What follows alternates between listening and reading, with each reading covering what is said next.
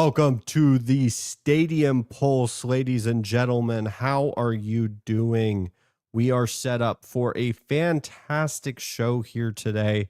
We are going to be talking all things predictions.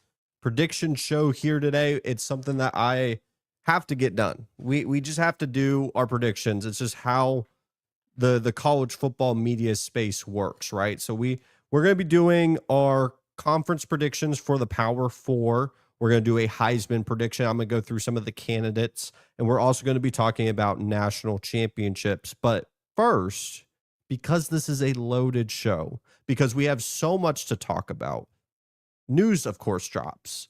News, of course, drops right after I finish my notes. We have to talk about the 9 SEC games, the 9 conference SEC games, and what is some of the impact around that. So untraditional, we usually try to get 3 topics done because, keep it short and concise. These are 30-minute shows, but we have to talk about this.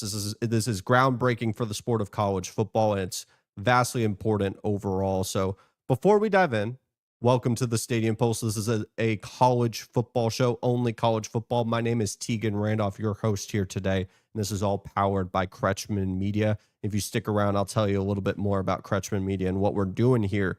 But let's talk about these 9 SEC games. The SEC is going to 9 conference games. I've said it once, I said it again. People do not realize what they are asking for when they say, I want 9 conference games for the SEC.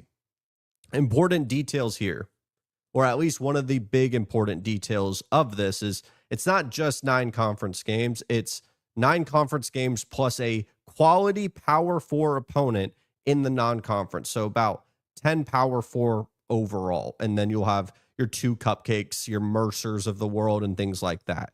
You'll have 3 protected opponents. So imagine for Texas A&M, it's Texas, Arkansas, and it wouldn't shock me if it's either South Carolina, shockingly to me, because they somehow have a trophy for their rivalry, or it will be, I think, Oklahoma, something that I would like. I would like A&M and Oklahoma to play each other again. They haven't played since Johnny Manziel's Cotton Bowl. So let's talk about this just not in the realm of the SEC, because we can go through each team who should get a protected. When we're talking about this, think of it on a larger scale than just the granular of the next season. College football has not figured out what they want to do with the college football playoff. So the Big Ten and the SEC, the big powers, the adults in the room, have decided that, let's add a bunch of teams, quality ones at that, to our conferences. And so when we go to the playoff discussion, we look at the Big 12, we look at the ACC, we can tell them, hey, our conference is stacked. We're playing this many games. We're playing this many Power 4 quality opponents. Why do we get the same amount of automatic bids as you, as a Mountain West team? It's ludicrous to think that. As unfortunate as it is, because it's not what I want for college football, truthfully, this is something that we'll talk later in the show and the timelines, maybe during the offseason. I am one that believes in the BCS.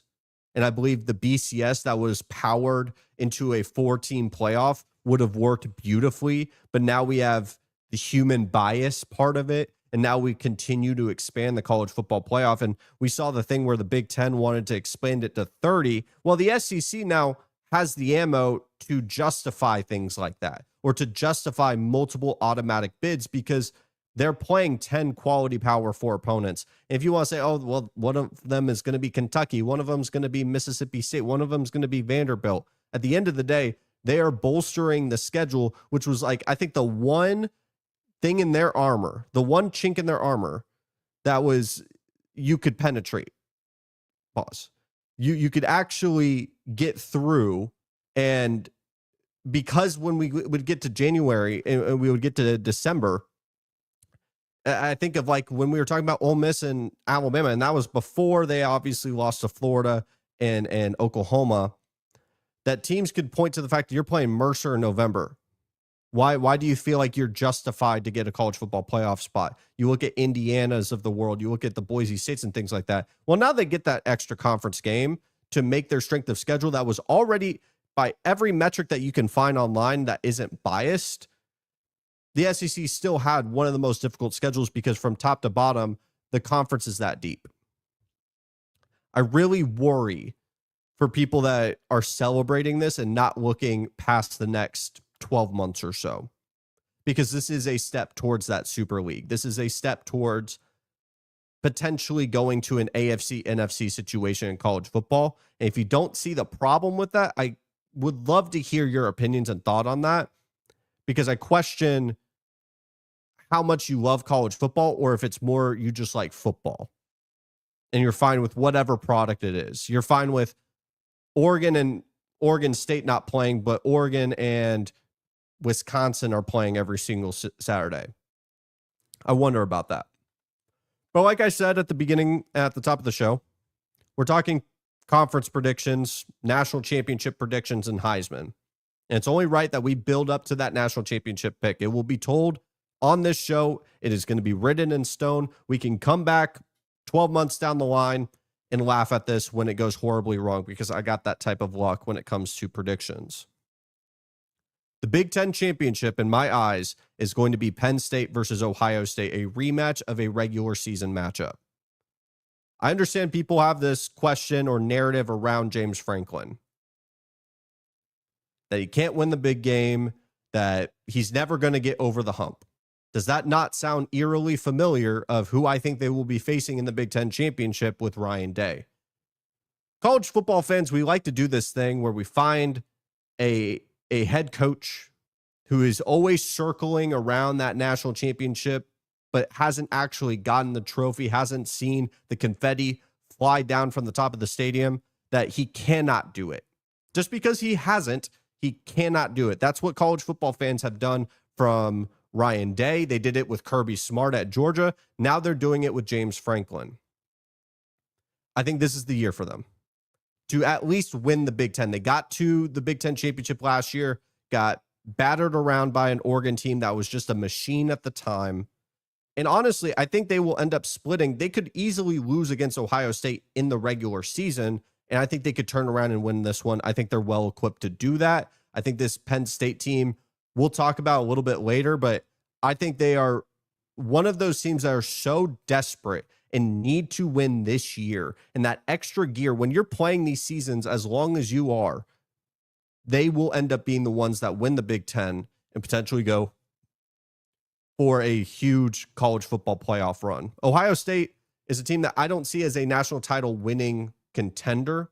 I have to put that clarity, because when I say national title contender, I'm saying a team that could win the whole thing. And I don't see Ohio State doing that with all the things that they're changing. I still expect them to have a fantastic year. I think they're going to end up losing week 1, but then they're going to be able to moonwalk their way to Indianapolis in the Big Ten championship.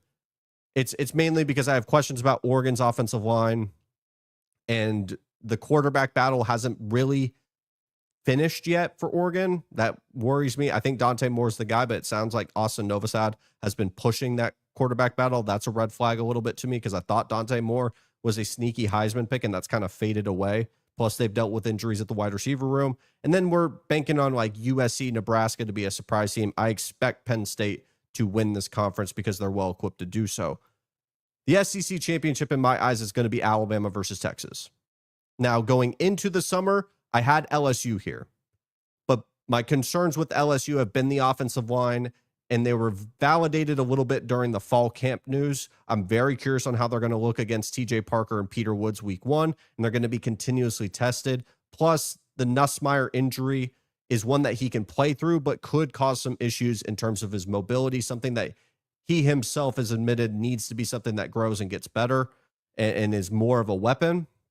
So I'm going with what I know and what I trust. I trust Alabama to have a bounce back season. I really do believe Alabama is going to be a team that people look back and say, how did we not have them as the number 1 team in the country? This team is loaded from a roster perspective, top to bottom. And the question that people will have with Alabama is, you point and look at Ty Simpson. There's nothing that Ty Simpson needs that isn't at Alabama right now. We could point to maybe the running back room, who is dealing with an injury with Jam Miller. I will acknowledge that. The wide receiver room, I think, is top 3 in the country. Horton, Ryan Williams, and plenty of others. The depth is ridiculous. I could continue and keep going. Hale being another example. The offensive line, I think, is going to be one of the best, if not the best in the country. They are at the bare minimum, in my eyes, the most talented offensive group in terms of the offensive line in the country. Paired with Kalen DeBoer and Ryan Grubb, that is a recipe that if Ty Simpson doesn't work out, I'm sure they feel real comfortable going to Austin Mack. I'm sure they feel real comfortable going to Keelan Russell. Someone's going to work in that offense, or Kalen DeBoer is getting fired. Like, I don't see a way where this offense does not look good on all aspects. The defense, the secondary is the star of the show. The secondary is ridiculously talented. I could point to so many different names. There's veteran talent and there's young talent that are going to be stars. The safeties, I think if Hubbard is going to be a complete problem to any offense that tries to throw the ball over the top and he can hit. The linebacker room, I think, is full of veteran experience. I can continue to talk about how much I love Alabama, but I think what we have to pivot to is why I think they're going to be better than Texas, the number one team in the country, because I have them winning the SEC. Texas, I think, will get back to the SEC championship. I think they'll get over the Kirby Smart hump. To me, I think Texas, their national championship window is open. They could win the national championship this year. I have them as a title contender. I'm not denying that. I would expect them, with how young this roster is more primed to be a dominant team that just runs through everybody next season.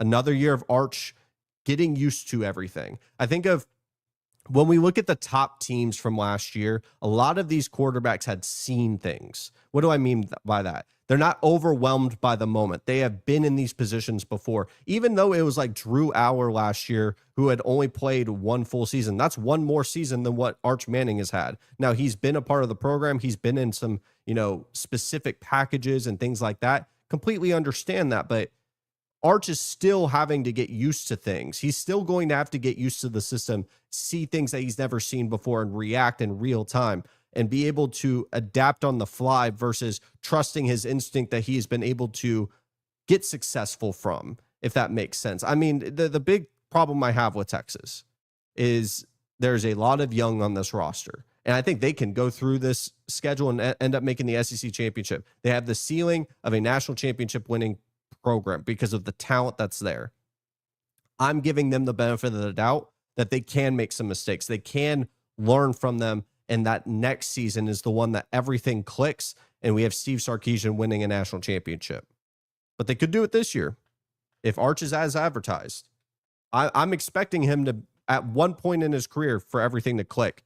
I just want to give him some time of actually playing football and not just looking at a tablet or watching film or coming in and running QB power.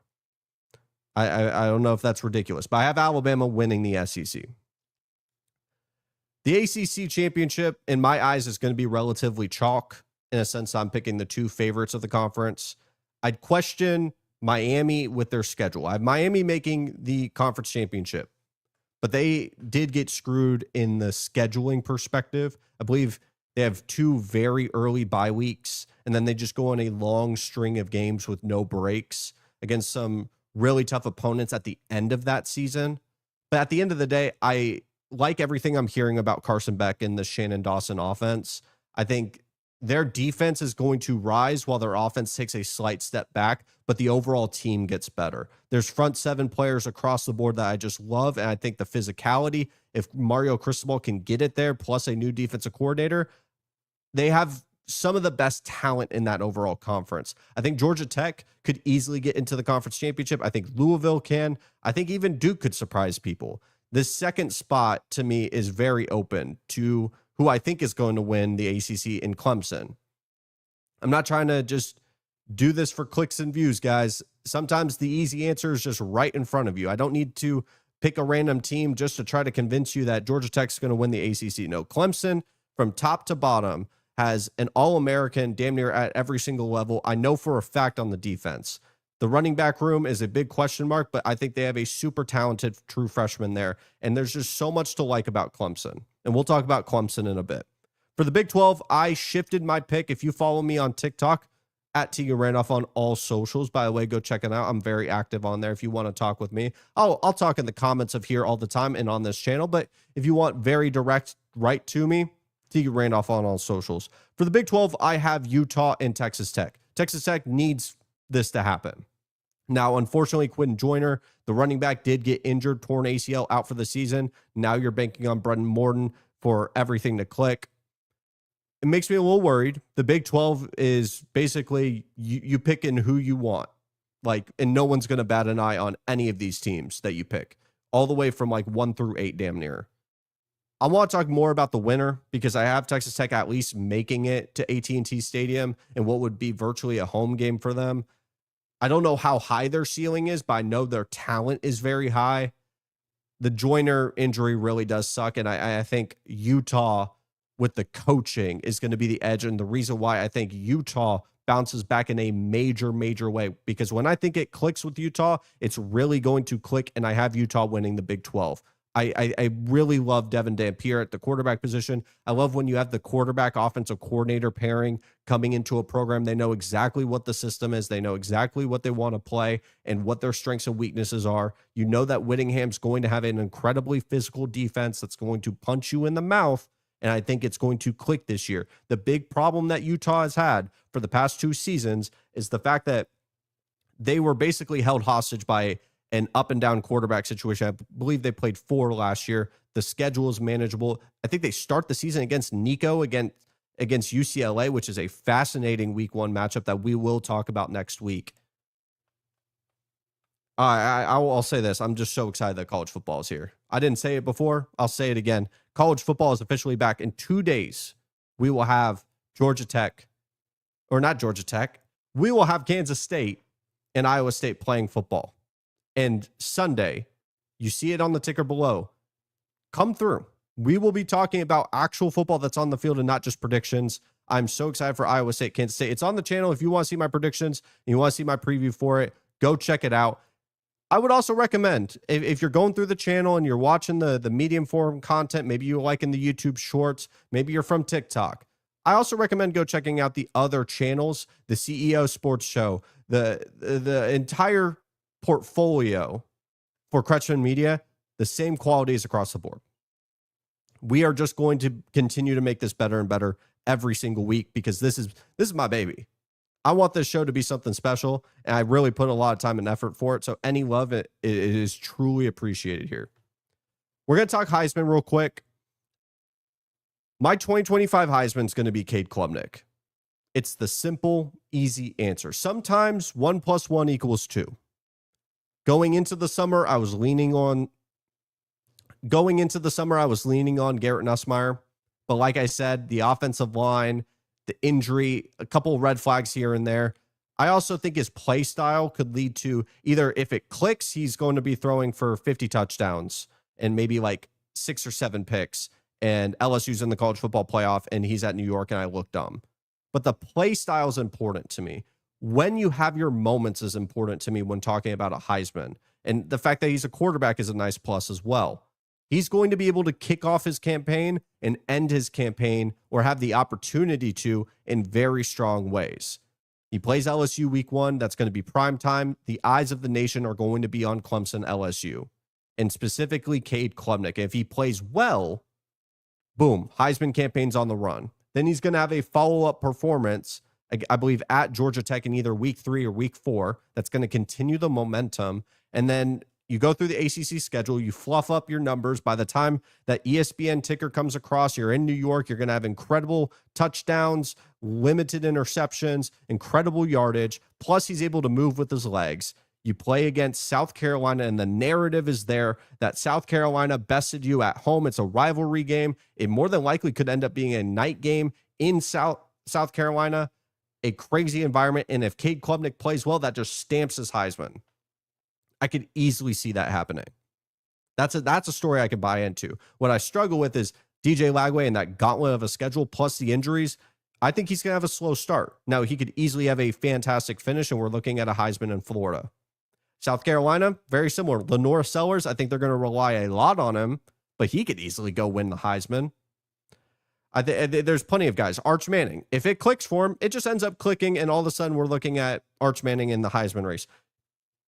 Jeremiah Love, I originally thought the quarterback room was going to be a lot stronger, and I could still be right on that, where CJ Carr and everything clicks. I think that their front-loaded schedule limits a running back to finish the year strong and end up winning the Heisman, paired with the fact that there's so many quarterbacks that I think are primed to win this award. I think it's very difficult for Jeremiah Love or Jeremiah Smith, Ryan Williams, any of these guys to end up winning it. Ty Simpson, I think, is a sneaky dark horse. Like I said earlier in today's episode, there's nothing that Ty Simpson needs that isn't already at Alabama, from play calling all the way to the talent that he's throwing to. I think a couple of actual dark horses that like you're going to have to scroll if you're a betting man and you're wanting to look on, I don't know, FanDuel, DraftKings, and you're wanting to bet who's the Heisman. You're going to have to scroll to get to Jaden Maiava, but you could just blindly trust the fact that it's USC, probably the most talented wide receiver room that they've had since Jordan Addison was there with Caleb Williams. You get Lincoln Riley. You get a team that should have a better defense. They should be in more higher profile games. And you have a good wide receiver room with that play caller. Jaden Maiava could be an option there. I think Marcel Reed, he may not put up the passing stats, but he's going to have the electric plays on his ground. And he's going to have plenty of options to throw to with a play caller going into year 2. Those are some options. But at the end of the day, I don't need to overthink the room. I'll also shout out John Mateer. John Mateer, his play style just works. I worry about the schedule. It's just what it is. If you lose too many games, you have to put up such incredible numbers and backpack that team, which John Mateer could do that. Like, I think of what Jaden Daniels did. That team was not that great, but backpack them to wins, knowing that I have to walk into the stadium and drop 45 points in order for me to win this football game. That can happen. It's just not as common as people really think. I think the winning quarterback, the guy that's going to put up incredible stats and moonwalk to an ACC championship and potentially a deep college football playoff run, that's the guy that I'm going to bet on to win the 2025 Heisman with Cade Klubnik. It's time for a natty prediction. Last 7 minutes or so for the show. Once again, I appreciate you guys so much. We've gotten some incredible statistics in terms of the analytics of the show. A better start than I could have ever imagined, truly. And you're looking, and we're on the road to 100 subscribers. I appreciate every single one of you guys that go back and watch the shows. A lot of times people will go back and watch the segments. It means a lot to me because we're not even in the season yet.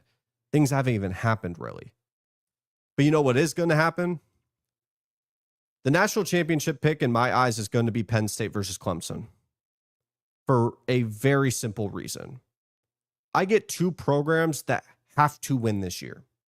Do not get it twisted. Last year, Ohio State going into the season was seen as a dominant favorite right there with Georgia for a very good reason. Because if Ryan Day was not going to be able to do it that year, then when? Knowing they had Quinshon Judkins come into town, knowing they got in Will Howard, Caleb Downs, and many others with a veteran defense. Don't let the Michigan loss fool you. Don't let the Oregon loss fool you. There was a lot of hype going into that season that Ohio State had to get it done.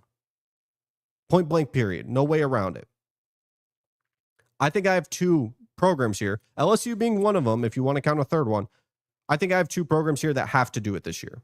Clemson, the way that they build their rosters is not in a position that they're going to continuously be in a national championship hunt as a potential contender or threat to win it. I think Dabo Swinney would even admit that to you. Probably not publicly. Probably off the record.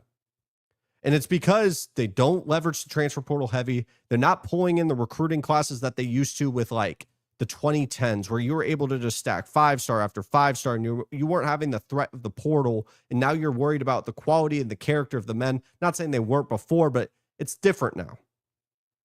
You have the NIL cloud looming over all recruit or transfer that you want to be a part of your program. Dabo has been so adamant of doing it his way. And if he's to win a national championship, it's par for the course. People forget this was a guy that was eye to eye with Nick Saban in terms of building a program at Clemson, getting them to heights that they had never seen before. He's a national championship winning head coach. Could he do it again? And to me, this would be the most impressive national championship over the past decade if Dabo Swinney's able to win this one. Maybe of the last 25 years, because he would have done it his way. He would have said, he could easily say to me, I told you so, because I was critical of him. I'll raise my right hand up. I have been critical of Dabo Swinney and the way that he has built this program. But if he has done it his way and won a national championship, I will admit that I'm wrong. Because there's no other way to put it. I was dead wrong. And I think for Penn State's in a position where this roster has been built up for 2025. 2025 is the year that they have to win a national championship. There's nothing left unturned in terms of by the time we get to January, they're throwing the kitchen sink at every opponent that they can. They have the returning quarterback star, Drew Allar, one of the most polarizing figures in all of college football this season. Everyone has an opinion on Drew Allar. You either think he sucks or you think he's going to be the next big Ben Roethlisberger. You bring back both your tailbacks are going to be NFL players. You bring wide receiver support that this program is so desperately needed. You have talented tight ends. Sure, you lose Warren, but you have continuously pumped out quality tight ends time and time again. You have a good offensive line. You always are going to have a very good defense, paired with the fact that you have brought in the national championship winning defensive coordinator, one of the best coordinator duos in the entire country, if not the best. There's no excuse for Penn State. There's no excuse for Clemson, especially Clemson knowing that they're in the ACC. For the Big Ten, it's a little different. If Penn State ends up not winning the Big Ten championship, I'm not looking at them any less because we just saw a team not even make the Big Ten championship win the whole thing. But when I think of college football in 2025 and you're playing the seasons that are longer than ever before, you have never seen seasons longer than the ones that we have been playing. And I see the trend that people want to point to the transfer quarterbacks have been the ones that have been able to take teams furthest. No, I see the more experienced quarterbacks taking the teams the furthest. I think of Riley Leonard, Will Howard. That matchup just last season, those were seasoned veterans at the quarterback position. Sure, in a new spot, in a new town, in a new university. But those are guys that have seen things. You go to Quinn Ewers, just a round before. That's a guy that's seen a lot. He'd been in those positions before. Will Howard got the best of him. That's just what it is. Or really, Jack Sawyer got the best of Quinn Ewers. I think of the matchup before that. Drew Allar was more of the younger quarterback, and you saw the lights got too bright. Threw a terrible pick. Notre Dame wins that game. I think we're going to see that again. These veteran quarterbacks who have played a lot of football, Nussmeier, Drew Allar at this point. And then we get Cade Klubnik. These are the guys that are going to be able to find that extra gear as we get further and further into the college football season. I would also want to shout out in terms of contenders, because I know the title today, we're talking about the big contenders for college football. Alabama, I see as a team that could win the national championship. Texas being another one. I would say on the outside looking in, Georgia, maybe based on just everything we've heard from fall camp. Georgia definitely is a team that we could potentially be looking at. Sounds like their wide receiver room looks ridiculously good. Ohio State, I don't see as a team that's going to win it, but they're definitely a team that I think could get there. Oregon, their talent is just always going to be incredibly, incredibly good. And then after that, I'm thinking of the blue chip ratio. I could be delirious and say Texas A&M, but then you guys would shut off the stream. I think there's a lot of teams that could win it, but LSU being one as well, if everything clicks, and that offensive line is not a problem. But I do think that offensive line, if that's the question you have, I weighed a lot more than most other positions. Like wide receiver, I won't weigh as the same as offensive line, same with quarterback. Quarterback obviously being the largest. But that's it. Because by the next time you see this, on that Sunday, right there, that's scrolling away. Sunday, we will be talking about actual football. I implore you, please, check out the channel. I'm not asking you to like, subscribe, share, although that would be much appreciated. What I am asking from you is to go check out the channel. And if you seriously feel like this is not a channel for you, you are a college football fan, but this is just not your cup of tea, I'll live with that. But I guarantee you're not going to find someone that is more passionate about this sport that wants this to work more than me. I'm going to work so hard to make this channel to one day that I get your subscribe. I get your like. I get your share. You go send it to your friends. You send it to your grandma, your mother. I don't care who. But thank you so much for watching, guys, and have a fantastic, I mean fantastic, rest of your week.